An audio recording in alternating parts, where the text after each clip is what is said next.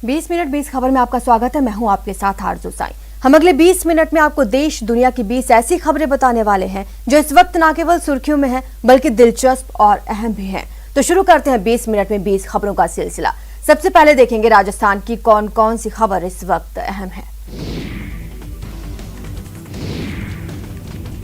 मरुधरा की बेटी अवनी ने पैरालंपिक्स में इतिहास रच दिया। टोक्यो पैरालंपिक में देश के लिए पहला गोल्ड मेडल जीतने वाली अवनी ने 50 मीटर एयर राइफल महिला प्रतिस्पर्धा में ब्रॉन्ज मेडल जीतकर एक ओलंपिक में 2 मेडल जीतने वाली देश की पहली खिलाड़ी बनने का तमगा हासिल कर लिया। अवनी की जीत के बाद पूरी मरुधरा में जश्न का माहौल है। अपनी बेटी की इस शानदार उपलब्धि पर तो परिवार मानो फूले नहीं समा रहा। अवनी के दादाजी आर लखेरा ने कहा कि उनकी पोती ने ऐसा इतिहास रच दिया जिसे कभी नहीं भुलाया जा सकता। अवनी के पिता ने बताया कि अवनी खेल के साथ पढ़ाई में भी अव्वल है। उसने हिम्मत के साथ लगातार मेहनत करके सभी बाधाओं को हराकर कामयाबी हासिल की। अवनी ने जो कड़ी मेहनत की है ये उसी का नतीजा है कि आज भारत का नाम रोशन कर रही है। पहले 10 मीटर में उसने गोल्ड मेडल जीता और अब 50 मीटर में उसने ब्रॉन्ज मेडल। मुझे लगता है कि वो उसने शूटिंग में PhD कर ली। मुझे ऐसा फील हो रहा है अब उसको और किसी से सीखने की ज़रूरत नहीं रही। आज उसने बहुत अच्छा खेला। मेरे लिए ये बहुत गर्व की बात है कि मैं ऐसी बेटी का पिता हूँ। अवनी की इस सफलता पर बधाइयों का तांता लग गया। देश के PM नरेंद्र मोदी ने अवनी की इस कामयाबी के लिए उसे बधाई दी। वहीं CM अशोक गहलोत ने भी मरुधरा की बेटी की इस शानदार सफलता पर बधाई दी। बेशक व्हील चेयर पर बैठकर कामयाबी की उड़ान भरने वाली अवनी ने न सिर्फ मरुधरा बल्कि भारत की भी शान बढ़ाई है। पहले बंधक बनाकर 8 घंटे तक पिटाई की और फिर शराब चोरी का आरोप लगाते हुए वीडियो भी बना लिया। इतना ही नहीं, केस दर्ज कराने पर जान से मारने की धमकी भी दी। शराब ठेकेदार की गुंडई का मामला अलवर जिले से आया है। पीड़ित ने इस मामले में तातरपुर थाने में केस दर्ज कराने की कोशिश की, लेकिन पुलिस ने रिपोर्ट दर्ज नहीं की। लेकिन पीड़ित की आप बीती का वीडियो वायरल होने के बाद पुलिस अब हरकत में है और आरोपियों की तलाश में जुटी है।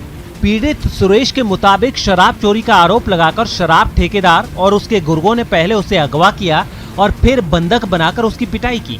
आरोपियों ने पिटाई करते समय जमीन में दबाकर रखी गई शराब की बोतलें भी उससे निकलवाई और उसका वीडियो बनाया। इस वीडियो के सहारे वो उसे लगातार धमकाते भी रहे, जिसके बाद अब पीड़ित ने वीडियो के जरिए अपनी पीड़ा बयां की है।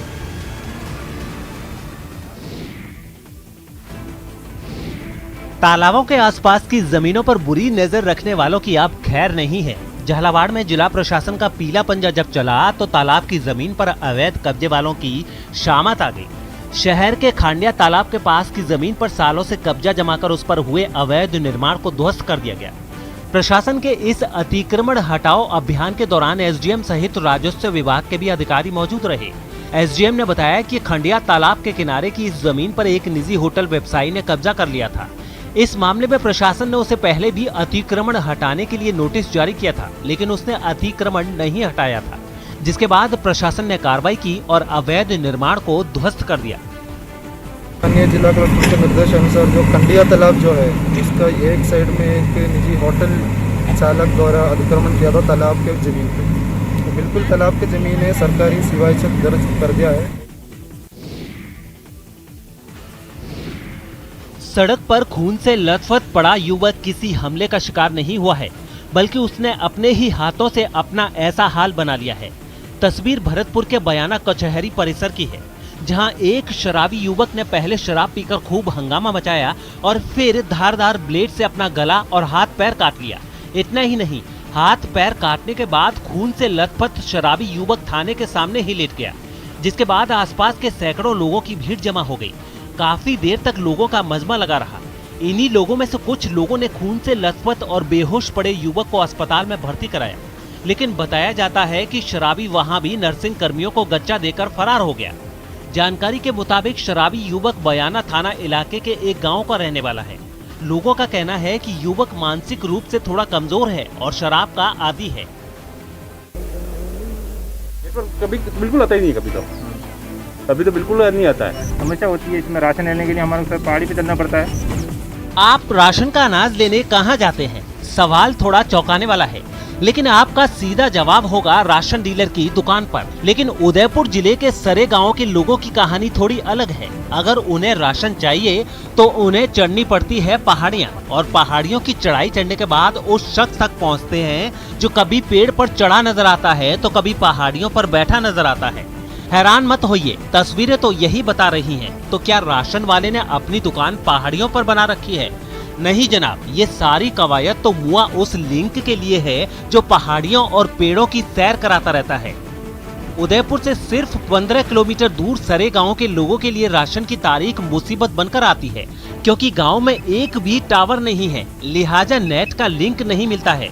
ऐसे में राशन डीलर कभी पहाड़ियों पर तो कभी पेड़ पर चढ़कर लिंक ढूंढता रहता है, ताकि लोगों को राशन देने का ऑनलाइन हिसाब किताब रखा जा सके। गांव के लोग भी राशन के लिए पहाड़ियों पर चढ़ते हैं और लिंक आने पर OTP दर्ज कराते हैं और तब उन्हें राशन नसीब हो पाता है।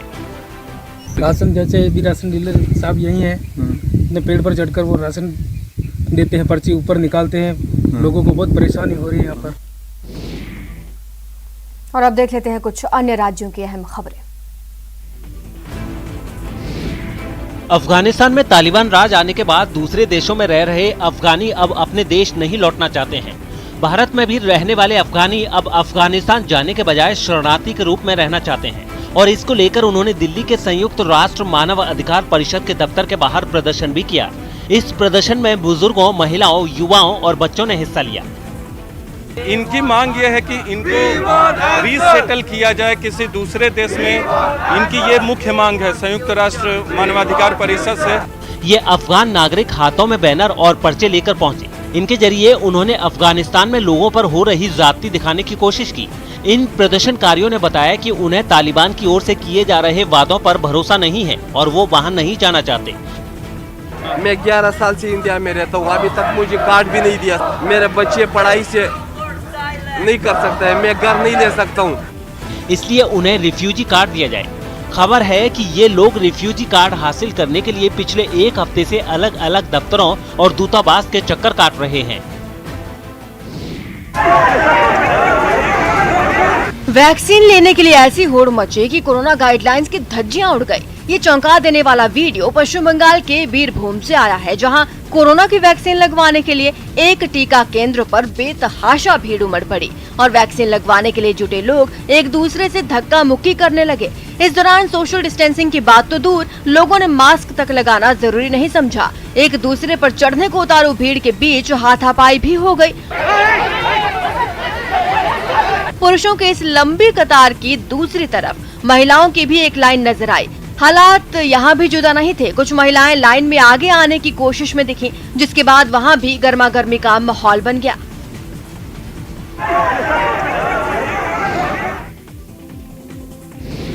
महाराष्ट्र के अहमदनगर में पुलिस ने बैंक लूटने की कोशिश नाकाम करने के लिए एक मॉक ड्रिल की। मकसद ये कि जब भी कहीं ऐसी कोई वारदात हो तो पुलिस वालों को फौरन किस तरह एक्शन में आकर बदमाशों के इरादों पर पानी फेरना चाहिए, जिसके लिए एक बैंक में इस मॉक ड्रिल को रखा गया, जहां 3 हथियारबंद बदमाश उस बैंक के अंदर घुस गए। इसकी जानकारी एक बैंक कर्मचारी ने फोन पर पुलिस को दी। हत्यारबंद दरोडेखोर घुसले आहेत, गावकऱ्यांनी मदद करावी ही विनंती। जिसके बाद कुछ पुलिस वाले बैंक के बाहर पहुंचे, लेकिन वहां उनके सामने एक चुनौती खड़ी हो गई। उन्हें बैंक का शटर नीचे गिरा मिला। बदमाशों ने हथियारों के दम पर बैंक कर्मचारियों और वहां मौजूद ग्राहकों को बंधक बनाकर रखा, जिनकी जान जोखिम में न डालते हुए पुलिस को उन बदमाशों को पकड़ना था। ऐसे में पुलिस वालों ने अनाउंसमेंट के जरिए बदमाशों को सरेंडर करने को कहा। बँकेला सर्व बाजूने पोलिसांनी घेरलेला आहे, तरी आरोपींना मी आवाहन करत आहे, आपण निशस्त्र होऊन पोलिसांच्या स्वाधीन व्हायचं आहे। लेकिन बदमाश बाहर नहीं निकले। इसके बाद धीरे धीरे शटर उठाया गया और फिर शुरू हुई बदमाशों के धर पकड़ की कवायद। पुलिस वालों ने इस मॉक ड्रिल के दौरान 3 बदमाशों को पकड़ लिया। बिहार में नदियों में उफान के बाद एक बार फिर बाढ़ जैसे हालात हैं। नेपाल और बिहार के कई हिस्सों में हुई जबरदस्त बारिश से बूढ़ी गंडक नदी का जल स्तर बढ़ गया है। लोगों की मुसीबत तब और बढ़ गई जब नदी पर बना बांध टूट गया और पूरा इलाका पानी पानी हो गया। वैशाली जिले में ना तो बाजार बचा न हाईवे, जिधर नजर गई उधर दिखा सिर्फ बूढ़ी गंडक नदी का पानी। नदी उफान पर आई तो अपने साथ मुसीबत भी लाई और बाजार में आने वाले लोग पानी में घुसकर जाने को मजबूर हो गए। जिनके पास गाड़ी थी वो गाड़ी लेकर और जिनके पास साइकिल थी वो साइकिल लेकर उसमें घुस गए। रही बात पैदल चलने वालों की, तो वो भी हिम्मत जुटाकर पानी से लबालब सड़क पर आगे बढ़े। वैशाली और पटना को जोड़ने वाले हाईवे का हाल भी कुछ ऐसा ही दिखा। लोग घरों में फंसे रहे। हाजीपुर में तो बारिश के पानी ने शहर की शक्ल ही बदल कर रख दी और ऐसा लगने लगा कि सब डूब गया है। दरभंगा में तो बारिश के पानी ने थाने को भी नहीं बख्शा और उसके कोने कोने में घुस गया। थानेदार का कमरा हो या कैदियों को रखने वाली कोठरी, हर जगह सिर्फ पानी ही पानी नजर आया।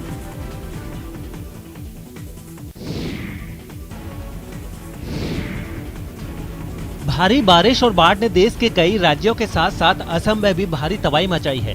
सबसे बुरा हाल तो असम के काजीरंगा नेशनल पार्क का हुआ है, जहां पार्क का 70% इलाका बाढ़ के पानी में डूब गया है, जिससे वन्य जीवों के जीवन पर संकट खड़ा हो गया है। जीवन की तलाश में पार्क में रहने वाले वन्य जीव ऊंचाई वाली जगहों पर अपना ठिकाना तलाश रहे हैं।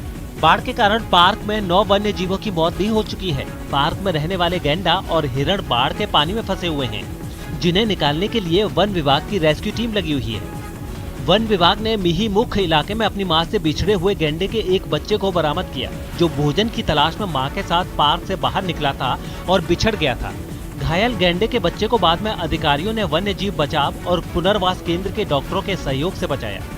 जानकारी के मुताबिक इस नेशनल पार्क में बने 223 शिविरों में 157 शिविर बाढ़ के पानी में डूब गए हैं। हालांकि अब पार्क के अधिकारियों का कहना है कि बाढ़ का पानी धीरे धीरे उतर रहा है। हिमाचल प्रदेश के धर्मशाला में केंद्रीय तिब्बती प्रशासन तिब्बती संसद की 61वीं स्थापना की वर्षगांठ मनाई गई। भारत में निर्वासन में आने के 10 महीने बाद 3 फरवरी 1960 को तिब्बतियों के प्रतिनिधि पहली बार बोध गया में इकट्ठा हुए और आध्यात्मिक नेता दलाई लामा के मार्गदर्शन में एकता और सहयोग बनाने की शपथ ली थी। तिब्बती कैबिनेट ने एक बयान में कहा कि 61वें लोकतंत्र पर हम तिब्बत में अपने हम वतन लोगों को हार्दिक बधाई देते हैं। इस मौके पर तिब्बत का राष्ट्रगान गाया गया और कई कार्यक्रमों का आयोजन भी किया गया। इस आयोजन में बड़ी संख्या में तिब्बतियों ने हिस्सा लिया। इस अवसर पर तिब्बत के समर्थन के लिए भारत, अमेरिका और दुनिया भर के सभी देशों और तिब्बत सहायता समूहों को बधाई दी गई। तिब्बती कैबिनेट ने दलाई लामा के कार्यों के फलने फूलने और उनकी सभी इच्छाओं की पूरी होने के लिए प्रार्थना की। बता दें कि दलाई लामा 1959 में तिब्बत से भागने के बाद से भारत में निर्वासन में रह रहे हैं और निर्वासित तिब्बती प्रशासन हिमाचल प्रदेश के धर्मशाला में स्थित है। डिजाइनर सब्जियां और फल फूलों का संसार और उसके जरिए सेहत का संदेश। सब्जियों की ये शानदार प्रदर्शनी तमिलनाडु के कोयम्बटूर में लगाई गई है। प्रदर्शनी के जरिए लोगों को सब्जी फलों का महत्व तो बताया ही गया है, उनके ऊपर कई आकृतियां बनाकर संदेश भी दिया गया। दरअसल ये आयोजन राष्ट्रीय पोषण अभियान के तहत हर साल सितंबर के महीने में किया जाता है। इस प्रदर्शनी में महिलाओं, बच्चों और गर्भवती महिलाओं के लिए स्वस्थ जीवन शैली के लिए अनेक प्रकार की पौष्टिक सब्जियां और खाने के बारे में बताया गया। यहाँ सब्जियों पर नक्काशी के जरिए स्तनपान का महत्व, स्वस्थ जीवन शैली के लिए योग, कोविड जागरूकता, बार बार हाथ धोना, टीकाकरण, BMI की बार बार जांच जैसी जानकारियां लोगों को दी गई। इस शानदार प्रदर्शनी को देखने के लिए शहर के कई हिस्सों से लोग भी पहुंचे। लोगों ने बड़े चाव से प्रदर्शनी देखी और उसके जरिए दिए गए संदेशों से जुड़ी जानकारियां भी हासिल की। सितंबर का महीना और पेड़ों पर लदे आम। हैरान हो गए ना आप? लेकिन गुजरात के वडोदरा के कजापुर गांव के लिए ये कोई हैरानी वाली बात नहीं है, क्योंकि यहाँ के किसान साल के 365 दिन आम का उत्पादन कर रहे हैं और अच्छी खासी कमाई भी कर रहे हैं। गांव के अजीत ठाकुर नाम के किसान ने आमों की ऐसी कई किस्में विकसित की जिसने सारे किसानों की तकदीर बदल डाली।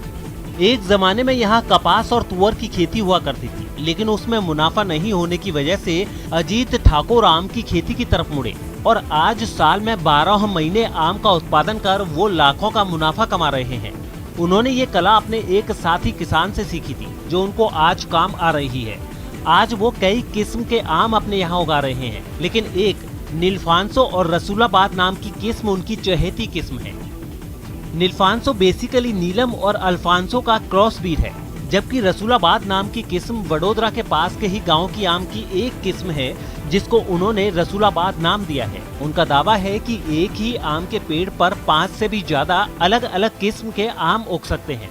आज वो साल में 3 बार आम की फसल काटते हैं और उससे जबरदस्त मुनाफा भी कमा रहे हैं।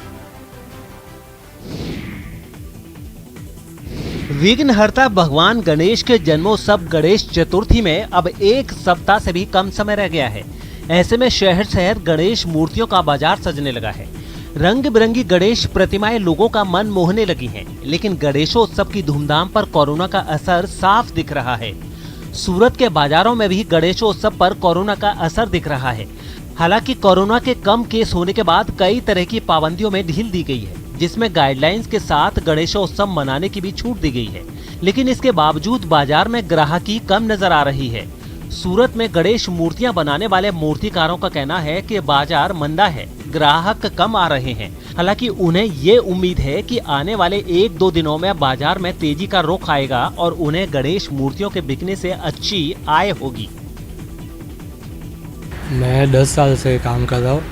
पहले हम लोग 4-5 हज़ार मूर्ति बनाते, लेकिन अभी कोरोना की वजह से इस साल मतलब पिछले साल भी बहुत लॉस्ट हुआ था, तो इस साल 1500-1600 ही मूर्ति बेच रहे हैं, क्योंकि अभी ऐसा है कि कोरोना की वजह से कोई पैसे भी नहीं खर्च सकता।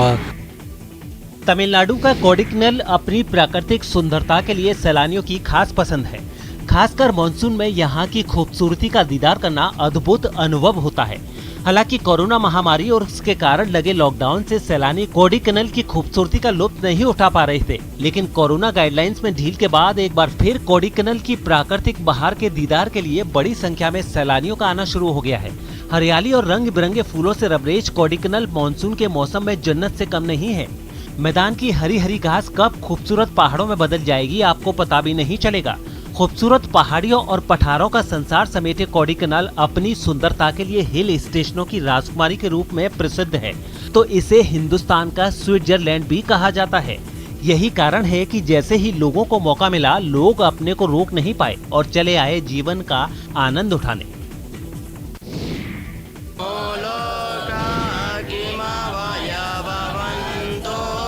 मंदसौर के भगवान पशुपतिनाथ मंदिर परिसर में संस्कृत पाठशाला चल रही है और यहाँ पर अध्ययनरत छात्र वेदों का अध्ययन कर रहे हैं। यहाँ पर छात्रों को वेद की शिक्षा दी जा रही है, लेकिन इन सभी छात्रों के बीच एक अनूठा तोता भी यहाँ पर मौजूद है। ये तोता वेद पाठ शुरू होते ही यहाँ पर पहुँच जाता है और पाठ खत्म होते ही अपना दाना पानी लेकर यहाँ से चला जाता है। ये तोता इतना नटखट है कि कभी अपनी चोंच से वेद शास्त्रों को पकड़ता है, कभी उछल कूद करता है। ये नटखट तोता पिछले 3-4 महीनों से वेद पाठशाला में आ रहा है और वेद अध्ययन कर रहे छात्रों के साथ वैदिक मंत्रोच्चार भी सुनता है। चलिए अब देख लेते हैं अंतर्राष्ट्रीय जगत की कुछ अहम खबरें।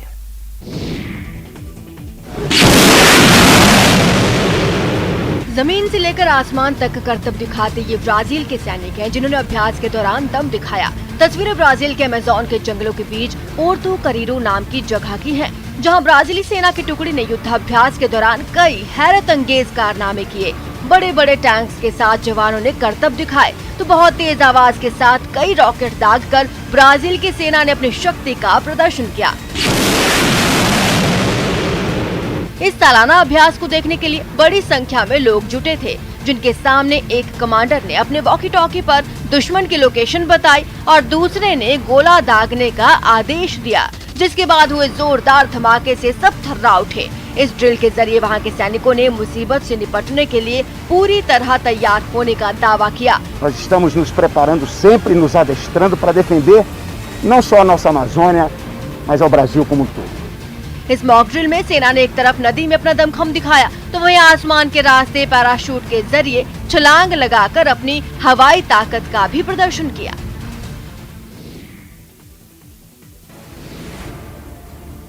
स्पेन के अल्कनार शहर में हुई जोरदार बारिश के बाद वहां आई बाढ़ ने जमकर तबाही मचाई। बताया जाता है कि इस बाढ़ से सैकड़ों लोग प्रभावित हुए, क्योंकि ताकतवर सैलाब ने वहां के एक इलाके की सूरत ही बिगाड़ कर रख दी। सड़कों पर पानी पूरी रफ्तार के साथ बहता दिखा और जो भी चीज इसकी जद में आई उसे वो दूर तक बहा कर ले गया। लोगों के मकानों और गाड़ियों को भी इस सैलाब ने काफी नुकसान पहुंचाया। रही सही कसर लगातार हो रही बारिश ने पूरी कर दी। बाढ़ के बीच अपने घरों में कैद लोग इस बर्बादी को देखकर सहम गए। वहां से सामने आई एक तस्वीर में सड़क धंसने के बाद एक कार उसमें फंसी नजर आई, जबकि आसपास मौजूद कुछ मकान भी पानी में डूबे दिखे। मौसम के बिगड़े मिजाज को देखते हुए स्पेन के दूसरे हिस्सों में भी अलर्ट जारी कर दिया गया। दरअसल स्पेन का अल्कनार कस्बा भूमध्य सागर के बिल्कुल किनारे बसा है। जिसकी वजह से तूफान और बारिश की सबसे ज्यादा मार वहीं के लोगों पर पड़ी, जिनके घरों में भी पानी और कीचड़ भर गया, जिसकी वजह से करीब 9,000 की आबादी वाले इस कस्बे में रहने वाले 3 दर्जन लोगों को होटल में पनाह लेनी पड़ी।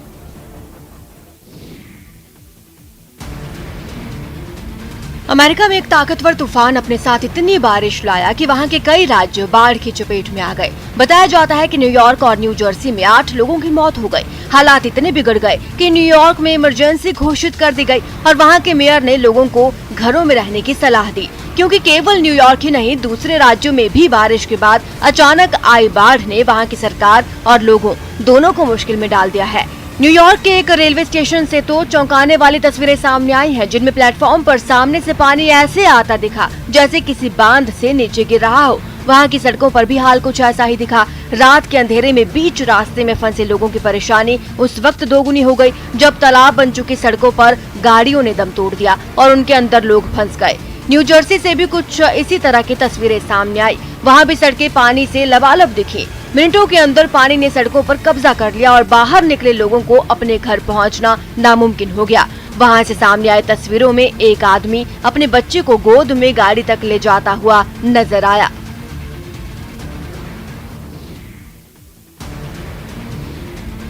अमेरिका के कैलिफोर्निया में जंगल की आग बुझने का नाम नहीं ले रही है, जहां कई दिनों से जंगल धधक रहे हैं। आग बुझाने के लिए प्रशासन ने एड़ी चोटी का जोर लगा दिया है और इसकी एक तस्वीर आई अल डोराडो काउंटी से, जहां आग में झुलसे जंगलों के बीच दमकल विभाग के लोग मशक्कत करते दिखाई दिए। दमकल कर्मियों ने सुलगते जंगलों के बीच जाकर पानी की बौछार की। इसी के साथ उन्होंने आग से बर्बाद हो चुके कुछ घरों में भी पानी छिड़ककर उन्हें पूरी तरह बुझाया, लेकिन वहाँ चलने वाली तेज हवाओं ने इस राहत काम की रफ्तार कम कर दी। दमकल कर्मियों ने कुछ जगहों पर मिट्टी को पलटा तो कटर की मदद से जंगली घास और छोटे पेड़ पौधों को उखाड़ा, ताकि इससे आग आगे नहीं बढ़ पाएगी और उनका काम भी आसान हो जाएगा। आग बुझाने के लिए प्रशासन ने दूसरी टीम वहां रवाना कर दी है। फिलहाल ये आग काबू से बाहर नजर आ रही है। That's over. We hope that we have more favorable weather moving forward that will increase the opportunities to. जंगल से उठता धुआं कई किलोमीटर तक फैलता हुआ नजर आया, जिससे हाईवे पर चलने वाली गाड़ियों की परेशानियों में भी इजाफा हो गया है। फिलहाल इतना ही। आप देखते रहिए न्यूज़ 18 राजस्थान।